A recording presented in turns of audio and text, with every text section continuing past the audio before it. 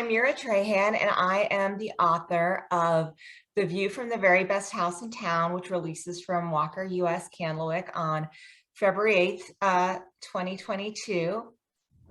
Thank you very much. By way of background, I'm Indian American. My parents immigrated from India, and I was born in Washington, D.C., and I grew up in Virginia.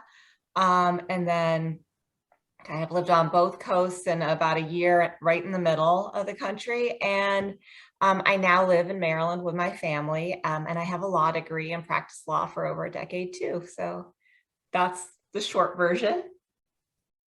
And I was about to say, and my book, The View from the Very Best House in Town, it's a middle grade novel that I feel like I'm also bad at summarizing my own work, which I probably should get better at. But I like that my publisher described it as part thriller, part friendship story, and part real estate listing. Thought that I was very pleased when I saw that description. That is a very distinct tagline. Well, I wanted to ask you a bit about law, although I should ask, what's your first memory of wanting to be an author? So that is a really good question, because I think unlike a lot of writers, I just did not grow up wanting to be a writer. I don't think it really occurred to me I could as a profession, which is funny because I grew up around books a lot, but poetry a lot. I remember when I was really young, my parents, with my enthusiastic consent, had me memorize poems, and I was memorizing William Blake, and then when I got a little older, Shakespeare, and I would write my own poetry. Once actually in my BC calculus class in high school, I had to do a big project, and I kind of put it off, as I was tended to do in those days, but I like to procrastinate. And so instead I wrote a whole bunch of poems about calculus for my calculus project, which went over actually surprisingly well. And one even got published in, like, I think a county math newsletter or something. So I loved to write. It wasn't that I didn't like to write, and I read voraciously. And as I was reading, I would sometimes be like, if they had dropped that hint in like chapter 3, this payoff would be much better. Like I loved that. And yet I don't know why it just didn't occur to me. Maybe I didn't think I had sort of the endurance to get to write a whole novel or whatever, but I always thought it would be something fun. But the idea that I would do it didn't really come to me as an adult. And actually, so I went to law school. I love the law. I think I loved the jobs I had in the law and what I was doing. But I still sort of always thought, oh, that, writing a book is cool, but still in a way that was slightly removed from me personally. And then I don't think this was the only moment, but I do remember I was practicing law, and a friend of mine was leaving. She was having a child, but she also said, well, I'm a writer and I really want to take more time to write. And I distinctly remember this like kind of flash of like anger, where it's like, why does Shelby get to go off and be a writer?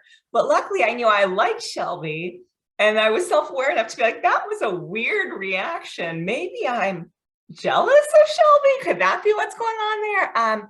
And so eventually, a few years later, when I stopped practicing, I was like, well, I'm very lucky to live in Maryland, and there's a great organization nearby called the Writers Center that has lots of events and classes.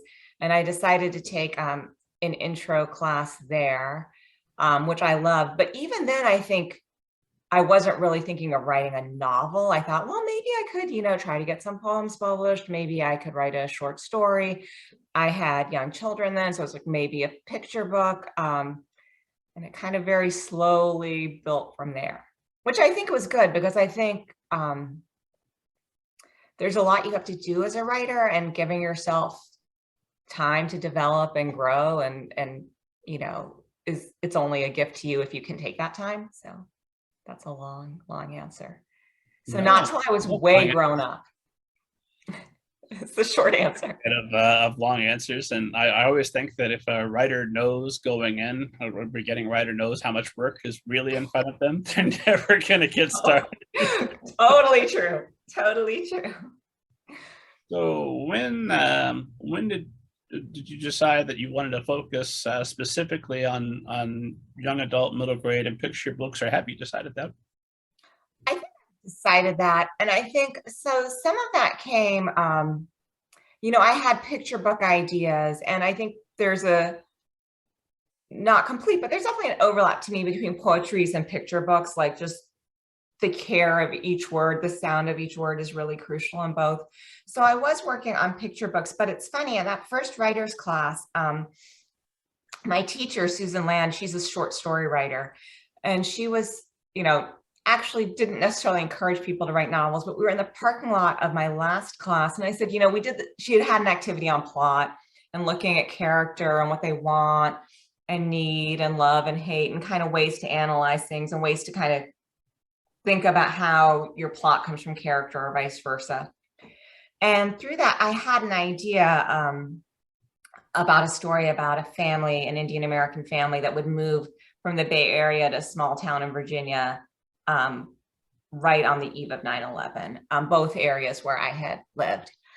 And I told her about this, just a random idea I had in the parking lot. And I had done my first submission it was sort of my first ever submission for a writing class, which was a picture book, which was not great, to be generous to myself. And she said, sort of, what you really should be writing is that book you mentioned. And I was like, yeah, but see, I can't write a novel. So that's like lovely advice. I mean, and it was literally years later before I seriously started writing that novel. And that novel was sort of on the cusp of middle grade and young adult. The protagonist was in that kind of nether world of like ninth grade, where, in kid lit, there tend to be fairly sharp lines, and that's a tougher age to write. But as I did that, I also joined SCBWI. I also met a lot of kid lit writers. I also started reading a lot more middle grade and young adult, and I love it. And I was a voracious reader and I loved reading, but I don't think I remembered how much you could do in, a book for children, and how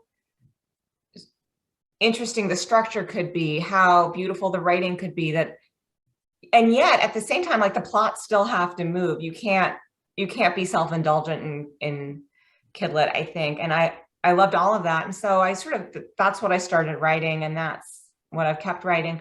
And I think one thing that's really appealing for me is, if you look at like Western ideas of novels, or story, it's about change, and, and the protagonist has to kind of go from here to here. If you have a classic character arc, there are different ways of telling a story, but that's pretty much the classic way. And it's like, as kids, like, there's so much room for that change. I feel like it's so authentic to the characters, where we all can look back and think about ways we changed, and how even between 12 and 10 and 12 and 14 and 16, there are so many big changes and so many big realizations, that I think it's a really great area to mine for story. So. No, I 100% agree, obviously. Preaching to the choir. I often, it strikes me when people will try to pick out something that somebody did as a child or in their youth and say, well, that doesn't sound like you at all. And like, well, yeah, no, hopefully not. Hopefully there's a tremendous amount of change that's happened between then and now. And if that hasn't happened for you, I'm so sorry. But maybe you can go write an adult novel about, no. Sure.